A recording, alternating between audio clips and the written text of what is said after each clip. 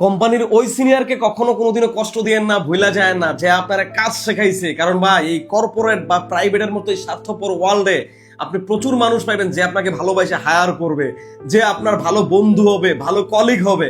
কিন্তু এমন একটা মানুষ পাইবেন না, আর পাইলেও খুব কষ্টকর, যে মানুষটা মন থেকে দিল থেকে আপনাকে কাজ শেখাইবে। আপনি নতুন মানুষ, কোম্পানির কিচ্ছু বোঝেন না, কাজের কিচ্ছু জানেন না, আপনারা হাতে কলমে ধইরা সে মন থেকে দিল থেকে কাজ শেখাইছে। সেই মানুষটারে কখনো কোনোদিনও কষ্ট দিয়েন না ভাই, সেই মানুষটারে কখনো কোনোদিনও ভুলা যায় না, সেই মানুষটারে মনে রাখেন। কারণ হয়তো ওই মানুষটার শেখানো কাজের কারণে সৃষ্টিকর্তা উপরওয়ালা আল্লাহ আপনার রিজিকের ব্যবস্থা করতেছে।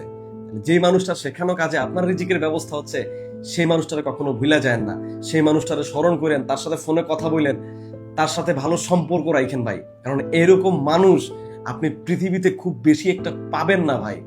এই মানুষগুলার দিল মন এত পরিমাণে বড়, এই মানুষগুলার ঋণও কখনো কোনোদিনও শোধ করা যায় না। ধন্যবাদ ভাই, আল্লাহ হাফিজ, আসসালামু আলাইকুম।